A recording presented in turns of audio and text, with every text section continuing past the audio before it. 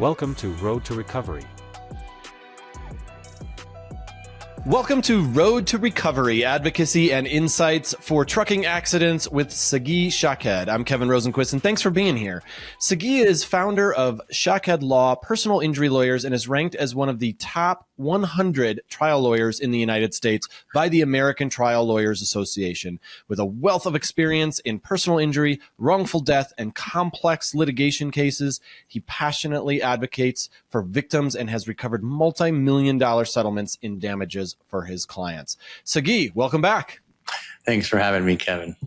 So what are the primary responsibilities as an attorney in a trucking accident case? So the primary responsibilities when you get a trucking case is, number one, first and most important, is preserve the evidence. Once you preserve the evidence, then, and I mean evidence from video, photographs, witness statements, the electronic data recorder, checking the actual truck, getting the truck inspected, the trailer inspected, the load inspected, seeing if, again, there's any witnesses. Once you have all that, you're starting to put the pieces of the puzzle together. Then you got to talk with the experts, figure out what they know, what they can tell you, and how you can start framing your case so you can get a theme across. Now, sometimes it takes a little bit of time. So we're using, for example, an accident reconstructionist now, where it's been months, 3-4 months already, where we continue to gather information because it was information on a highway, and the highway has cameras, and we're putting the pieces of the puzzle together. And sometimes it takes a little bit of time to get that information. You have to use subpoenas, and you get the information. A lot of times there's 911 phone calls where people make the phone calls and they have statements to provide. Or if it's a case of a fatality, you'll have the homicide investigator. They take about, in Florida, 6 to 9 months to finish their report. So by the time they finish their report, we got to get into litigation. We can't sit there and wait, because it's not like the insurance company is going to come forward and say, hey, we want to do the right thing and pay you the full fair compensation. So we as the lawyers have to get our game plan in place, our strategy in place. We're going to file the lawsuit, draft the complaint, draft discovery, which is the questionnaires going to the other side, prepare for those depositions. And that doesn't mean just going in and taking a deposition. Sometimes we could prepare for weeks on end with all the evidence we have. And that could be you prepare for weeks, sometimes for 3-4 hour deposition, sort of like if you have a football game, they'll prepare year round for the game. And then the game is just 3 hours, right? You prepare all week and then the game is 3 hours. It's the same thing. You prepare, you test your theories. We do focus groups on cases where we'll take the case to a focus group and try to figure out what resonates with people, what doesn't. What arguments, because I don't know everything, but I have an idea, and then I want to test that idea with what does the general public think. And then after we do focus groups, what we'll do is we'll do mock trials. Well, we'll present both sides. We'll present our side and the insurance company side or the motor carrier side. So a lot of times in Florida, you won't have the insurance company on the verdict form. So the jury will never find out there is insurance in the case. They just see a trucking company. So it's our job to prepare that. So when we talk about what a lawyer's job is, it's to, one, gather the evidence, speak to the witnesses, prepare the complaint, prepare the discovery plan, prepare your trial strategy, prepare your litigation strategy, get everything in place, and then move forward and get that case resolved. So it sounds like a little, but it's really a lot of work, and these cases do take a long time to put them together. Remember, the insurance company has an army on the other side. You want to have an army on your side too. Someone in a team that knows what they're doing, has been in the trenches, has fought them before, who's board certified, who knows what they're doing. So that's a little glimpse of what lawyer duties are when you get on one of these files. Hopefully anybody who has this horrible thing happen to them has not had it gone through it before. So most people don't know how it works as far as trucking companies go. What are your steps in helping victims understand their legal rights if they've been in an accident with a trucking company? Right. So the steps that we go through is as soon as we get the case, we're obviously meeting with the client and we're letting the client know what the expectations are for this type of case. Not necessarily for what the amount of recovery they're going to get, but what are the expectations from a case? How long does a case take, for example? And that's a variable because every case can, some cases are longer depending on the insurance company, depending on the adjuster, depending on the attorney on the other side. Some people will fight everything for no reason when the case should be settled right away. Same thing, certain insurance companies take an approach, fight till the end, no matter what, we'll never pay. Even when you win a trial, we're going to appeal no matter what. So those insurance companies also, sometimes we need to teach them a lesson. So hopefully the insurance company does the right thing. So our first approach is tell the client what to expect, not just today. What does it mean for the long term? Who the players are in the game. Is the defense lawyer, is she going to be tough or is he going to be tough? And meaning when I say tough, not that they're good advocates, meaning that they play games. They delay, deny, and not pay the claim, right? A lot of them do that. The DDD, deny, delay, don't pay. That's what they do just to string people along, because the longer they deny the claim and the longer they delay, the more frustrated clients get. So we try to lay the groundwork from day one. Don't get frustrated. This is a process. They play games. We're going to play the game with them, but we're going to put them to task and make sure if they don't pay you, you're going to get your fair day in court.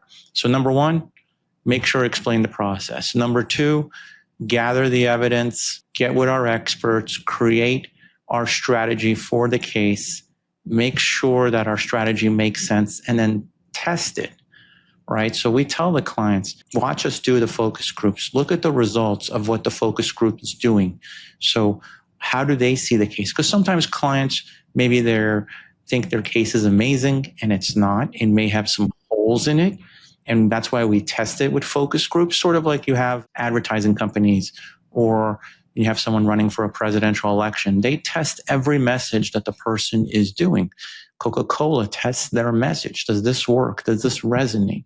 Same thing with us. How are these questions going to resonate? How do these answers, let's say we've taken depositions of the truck driver or the trucking company, how does that resonate with a focus group? Meaning a people, jury of our peers, how would they see that statement that the trucking company made? For example, we spoke about on one of the podcasts where the trucking company found their driver on Craigslist. You can imagine how I could imagine, and I did imagine because we did test that with a focus group. How did they respond? The beautiful aspect about that is I'm giving the insurance company a preview.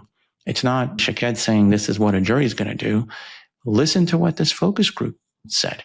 Listen to what a jury of their peers is saying is going to happen when we go to trial. Do you really want that to be your fate, insurance company, trucking company? Or are you going to pay this claim, do the right thing, and pay the claim?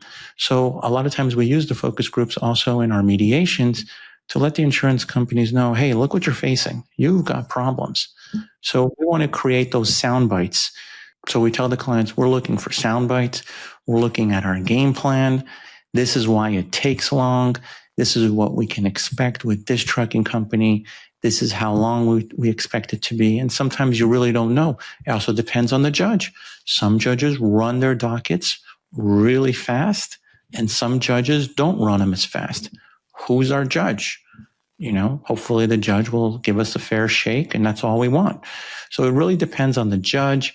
It depends on the insurance company. It depends on the court that you're in. So we want to give them the lay of the land so they can understand going into it. And then once we get in litigation, there's all the steps in litigation that we have to go through. So it takes time, and we like to lay that out at the beginning and let the clients know what to expect. Can an attorney help the victims deal with medical bills and expenses related to truck accident injuries? Yeah, that's a great question. So a lot of times our clients have medical bills and medical expenses that come up. And we as attorneys need to step up and assist them. And how can you assist them? We can't pay for their bills. We can help make sure they're processed. So we have a team in the office that processes them, because if you don't take care of your medical bills, what happens is your credit gets dinged, right? And now you've gone to the hospital, you've had all these bills, you've gone to the doctors, you have all these bills, they're dinging your credit, you're going to get a car, you can't get a car, you're trying to buy a house, you can't buy a house, you can't even get another credit card because your credit's been, you had a ding on your credit, and it's not really your fault. It's that trucking company that did it, not you. And so now you're faced with all, mounting medical bills. So we can help with processing those claims, making sure your health insurance pays. If you're in Florida, that your PIP insurance, that your car insurance pays those medical bills, the first $10,000 of medical bills, and then your health insurance. Now, some people don't have health insurance. So what do? There are doctors that'll treat you and wait to get paid till the end of the case.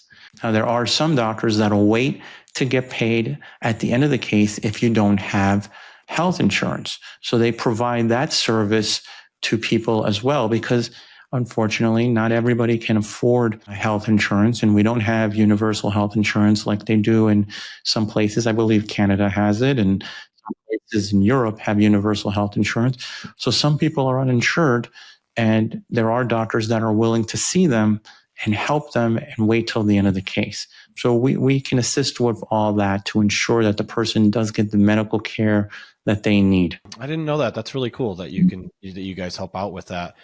What you mentioned, talking to the insurance company or doing the focus groups and giving them information. What else do you do when you're negotiating with insurance companies after an accident? So it depends on what. So the question is, what do we do when we're negotiating with the insurance company? It really depends on what stage that we're in the case. A lot of times insurance companies want to negotiate immediately because they're trying to settle the case on the cheap. And it's hard to negotiate at the outset when I don't know what the future looks like for the client, because it's my job to act as a forensic, right? I'm looking at the future. I kind of understand how the crash occurred, who I need to sue, what I need to sue, what evidence we needed to protect and get. But now I need to look at the client's medical care and treatment. And what does that mean for the future? So me as a lawyer, I've been doing this now over 24 years. I kind of have an idea of what, we need to look at. I'm not a doctor, but I know that certain doctors can tell us what the future looks like for the patients. Not exactly, because medicine is not an exact science. So we have life care planners who speak to the different doctors that are currently taking care of the person and then put what's called a life care plan together based on the person's current status and what they see with other patients that they've treated over the years. Here's what we believe a life care plan will look like based on these injuries. This is the type of care the person's going to need in the future.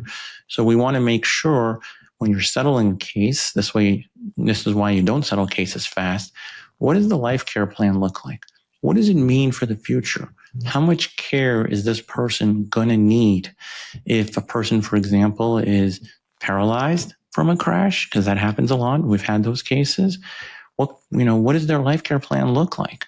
So you would just think they need to see a doctor once a year. It's not true. Remember, a person who's paralyzed can't drive a car or a normal car. They need a special type of car or a van as well to get them in and out of certain places. That's a different requirement. Cars need to be set up differently. What about in their home? What if they live in a 2-story home and they can't get upstairs? They need to have certain things in place. What if they can't reach those top shelves anymore? The home has to be remodified to help them with their disability, whatever their disability is. So it really depends on the type of case and the type of injury, on what type of modifications someone would need. So it's hard to say how we negotiate every specific case, but if you're at the beginning stages, we wouldn't necessarily negotiate with the insurance company until we have the full picture. Now, let's say you're later in the stage where we've developed the life care plan. We know what it looks like for the future, or we're at a mediation. We're going to put on our entire evidence in the case. And sometimes a mediation can go on for 2 days, 3 days, because we're putting on a show as to this is what a jury is going to see. This is what we've tested already with the focus groups. This is what they're going to see. Here's what's probably going to happen. Here's why you should pay. Now, that doesn't happen in 5 minutes, a couple of hours of our presentation, because we put it on. We put the full-blown evidence. And maybe one day on one of our podcasts, we'll show a sample mediation of what we do and how we put on the evidence so people can see it's different than what other firms do. That's why we expect different results than what other firms are getting. If you want average results, you go somewhere else. You want superb results, which is what I think we get, then you'll come to us. It really depends on what stage in the case that you're in. So later in the game, you should be putting on a full picture of why your case is the best, why you're going to win, and why the insurance company is going to lose, and they need to pay you and pay you today, as opposed to waiting till what a jury does. Yeah, we've talked on the show before with you about how trucking accidents are just kind of different. It's not the same as a regular, I wouldn't say regular, but an auto accident between two people. That there's a lot more at play. There's different moving parts. What should victims look for when choosing an attorney to represent them in a truck accident case? So what do you look for when hiring a lawyer? Number one, I would look for, is the lawyer board certified? I would even look for someone who's double board certified. Board certified in civil trial law. Some lawyers are board certified in criminal law. You don't want a criminal lawyer taking on a civil case. It happens sometimes where lawyers see the results of other lawyers and they say, oh, I can do that. It doesn't work that way. Get yourself a board certified civil trial lawyer that actually does trucking cases. So that's number one. Number two, is the lawyer a leader in the field? Does the lawyer speak across the country on trucking cases, on traumatic brain injury cases? So I've done that. I've spoken across the country to other trial lawyer organizations on trucking. I've spoken on jury selection, on closing arguments. I've spoken on traumatic brain injuries all over the country in a lot of different states. So that's two of the things you need to look for. Number one, are they board certified? Number two, are they a leader in the field? Number three, do they sound like they know what they're talking about? Ask them for their results. Ask them for their results. I want to know, how many trials have you been in? What's your biggest trial? Have you handled cases like this? So clients always ask me, what's your biggest result? And, we settled a case in excess of 9 figures, not tried and got a verdict and never kept. You see a lot of people trying cases against nobody on the other side. They get $100 million, but it's a piece of paper. It means nothing. It looks like, something like this, but that doesn't mean anything because you never got $1 of it, because you have lawyers trying cases where there's no one on the other side. That doesn't mean anything. That doesn't mean you're a trial lawyer. It just means you've tried a case against nobody. And anybody can get a jury to do anything when there's nobody defending the case. So you want someone who's tried a case, a contested case, and gotten a verdict. Have they gotten that 7-figure verdict, which is in excess of $1 million but below 10? Have they gotten an 8-figure verdict, which is in excess of 10 million but below 100 million? And have they settled something in excess of 9 figures? That's what you deserve. Someone who knows what they're doing, who can get you the results. You don't just want your average lawyer. Average lawyers get average results, just like average players are average. The superb players, the superstars, get the job done. So you deserve the best.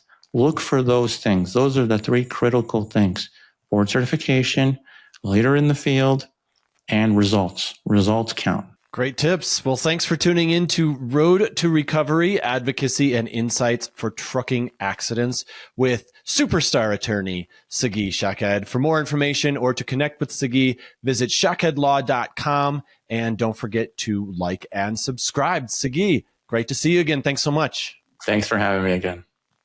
Thanks for watching. Be sure to hit that like and subscribe button and leave us a review in the comments.